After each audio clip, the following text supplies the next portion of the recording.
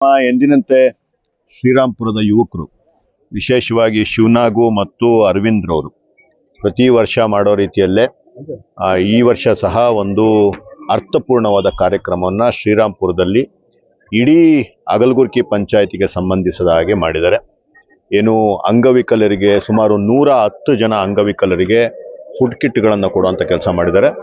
ಮತ್ತು ಊರಿನ ಎಲ್ಲ ಹಿರಿಯರಿಗೆ ಚಳಿ ಜಾಸ್ತಿ ಇರೋದ್ರಿಂದ ಒಂದೊಂದು ಬ್ಲ್ಯಾಂಕೆಟನ್ನು ಕೊಡುವಂಥ, ಕಂಬಳಿಯನ್ನು ಕೊಡುವಂಥ ಕೆಲಸ ಮಾಡಿದ್ದಾರೆ. ಮತ್ತು ಯಾರು ಪ್ರತಿಭಾನ್ವಿತ ವಿದ್ಯಾರ್ಥಿಗಳು ಯಾರಿದ್ದಾರೆ ಅವರಿಗೆಲ್ಲರಿಗೂ ಸ್ಕಾಲರ್ಶಿಪ್ ಕೊಟ್ಟು ಅವರ ಆತ್ಮವಿಶ್ವಾಸವನ್ನು ಹೆಚ್ಚಿಸುವಂಥ ತುಂಬ ಪುಣ್ಯದ ಕೆಲಸವನ್ನು ಈ ಯುವಕರು, ಯಾರು ನಮ್ಮ ಸ್ನೇಹಿತರು, ಒಂದು ಉದ್ಯಮಿಗಳು ಆದಂತಹ ಸೀನಣ್ಣನವರ ಒಂದು ಸಹಕಾರದಲ್ಲಿ ಈ ಒಂದು ಅದ್ಭುತವಾದ ಕೆಲಸವನ್ನು ಮಾಡಿದ್ದಾರೆ. ಅವರಿಗೆ ಮತ್ತು ಶ್ರೀರಾಂಪುರದ ಎಲ್ಲ ಜನತೆಗೆ ಒಳ್ಳೆಯದಾಗಲಿ ಅಂತೇಳಿ ಈ ಮುಖಾಂತರ ನಾನು ಕೇಳ್ತಾ ಇದ್ದೀನಿ. ಈಗ ಶ್ರೀರಾಂಪುರಕ್ಕೂ ತಮಗೆ ಜನರ ಯಾವ ರೀತಿ ಸಹಕಾರ ಇದೆಯೋ ಈ ಜನರ ಕುರಿತು ಏನು ಹೇಳ್ತೀನಿ? ನಾನು ಆ ಜನರ ಕುರಿತು ಹೇಳ್ತಿದ್ದೀನಿ. ಏನೇ ಜೊತೆಗೆ ಬಂದು ನಾನು ಇಲ್ಲಿ ಮಾಡಿದ್ರು ಸಹ ನಾನು ಆಗ್ಲಿಂದ ಅದನ್ನೇ ಹೇಳಿದ್ದು. ನನ್ನ ಯುವ ಮಿತ್ರರಾದ ಅರವಿಂದ್ ಅವರು, ಶಿವನಾಗು ಅವರು ಮತ್ತು ಶಶಿ ಅವರು ಇವರೆಲ್ಲ ಸೇರಿ ನನ್ನ ಕರ್ಕೊಂಬಂದು ಇಲ್ಲಿ ಕೆಲಸ ಮಾಡಿಸಿದ್ದು. ಅದೇ ರೀತಿ ಈಗ ನಮ್ಮ ಸೀನಣ್ಣನ ಕರ್ಕೊಂಬಂದು ಕೆಲಸ ಮಾಡಿಸಿದ್ದಾರೆ. ಎಲ್ಲರೂ ಕೈ ಜೋಡಿಸಿ ಸಮಾಜ ಕಟ್ಟುವಂತಹ ಕೆಲಸವನ್ನು ಪ್ರಾಮಾಣಿಕವಾಗಿ ನಾವು ಮಾಡ್ತಾ ಹೋದರೆ ಒಂದು ಸಮಾಜ ನಿರ್ಮಾಣ ಆಗೋ ಕಡೆಗೆ ಮುಂದುವರಿತೀವಿ. ಇದೇ ರೀತಿ ಕೆಲಸಗಳು ಪ್ರತಿ ಹಳ್ಳಿಯಲ್ಲೂ ಆಗಬೇಕು. ಶ್ರೀರಾಂಪುರವನ್ನು ಎಲ್ಲ ಬೇರೆ ಹಳ್ಳಿಗಳು, ಬೇರೆ ನಗರಗಳು ಸ್ಫೂರ್ತಿಯಾಗಿ ತಗೊಂಡು ಈ ರೀತಿಯ ಒಂದು ಒಳ್ಳೆಯ ಕೆಲಸಗಳನ್ನು ಮಾಡಬೇಕು ಅನ್ನೋದು ನನ್ನ ಅಭಿಪ್ರಾಯ.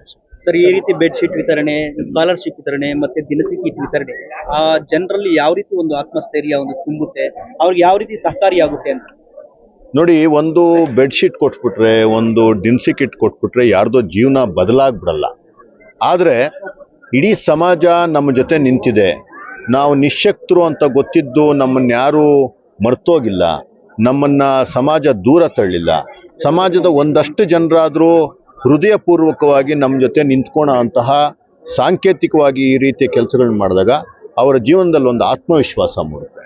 ನನಗೆ ಗೊತ್ತಿರೋ ಹಂಗೆ ಮನುಷ್ಯನ ಜೀವನದಲ್ಲಿ ಏನಾದರೂ ಒಂದು ಬದಲಾವಣೆ ಬರಬೇಕು ಅಂತಂದರೆ ಆತ್ಮವಿಶ್ವಾಸದಿಂದ ಮಾತ್ರ ಸಾಧ್ಯ.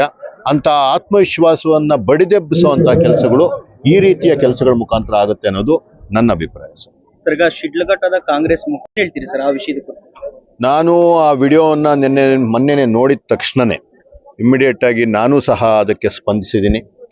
ನನ್ನ ಏನು ಭಾರತ ನೆಲ, ಏನು ಸ್ತ್ರೀಯ ಭಾರತ ಮಾತೆ ಅಂತಲೇ ಕರೆಯುವಂಥದ್ದು, ಸ್ತ್ರೀ ನನ್ನ ಏನು ಮನುಕುಲದಲ್ಲಿ ಅತ್ಯುನ್ನತವಾದ ಸ್ಥಾನವನ್ನು ಪಡೆದಿರುವಂಥದ್ದು, ಪೂಜ್ಯ ಸ್ಥಾನವನ್ನು ಪಡೆದಿರುವಂಥದ್ದು, ಅಂಥ ಒಂದು ಸ್ತ್ರೀಯನ್ನು ಒಬ್ಬ ಅಧಿಕಾರಿ ಏನಾದರೂ ತಪ್ಪು ಮಾಡಿದರೆ ಆ ಅಧಿಕಾರಿಯನ್ನು ಕಾನೂನಿನ ಪರಿಧಿಯಲ್ಲಿ ನಿಂದಿಸುವಂತಹ, ಅವರನ್ನು ಸೈದ್ಧಾಂತಿಕವಾಗಿ ಹಳೆಯುವಂಥ ಒಂದು ಅಧಿಕಾರ ಎಲ್ಲರಿಗೂ ಇದೆ.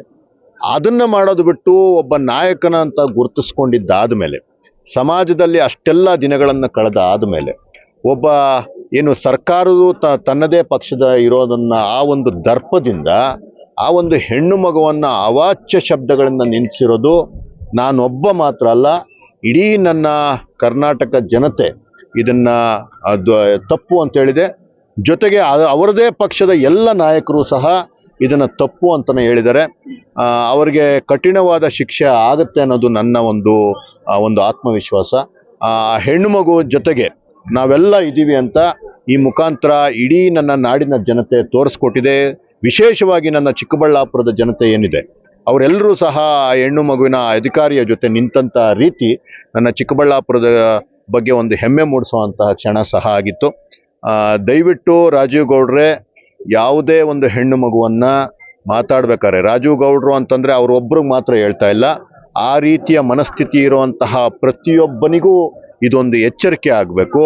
ಹೆಣ್ಣು ಮಗುವಿಗೆ ಒಂದು ಮರ್ಯಾದೆ ಕೊಡುವಂತಹ, ಆ ಹೆಣ್ಣು ಮಗುವಿಗೆ ಈ ಸಮಾಜದಲ್ಲಿ ಒಂದು ಆರಾಮಾಗಿ ಜೀವನ ಮಾಡುವಂತಹ, ಆಕೆಯ ಕೆಲಸವನ್ನು ಅಚ್ಚುಕಟ್ಟಾಗಿ ನಿರ್ಮಾಣ ಮಾಡುವಂತಹ ಒಂದು ವಾತಾವರಣವನ್ನು ನಿರ್ಮಾಣ ಮಾಡಬೇಕಾಗಿರೋದು ಪ್ರತಿಯೊಬ್ಬ ಪುರುಷನ ಒಬ್ಬ ಕರ್ತವ್ಯ ಅಂತ ಈ ಮುಖಾಂತರ ಹೇಳಕ್ಕೆ ಇಷ್ಟಪಡ್ತೀನಿ.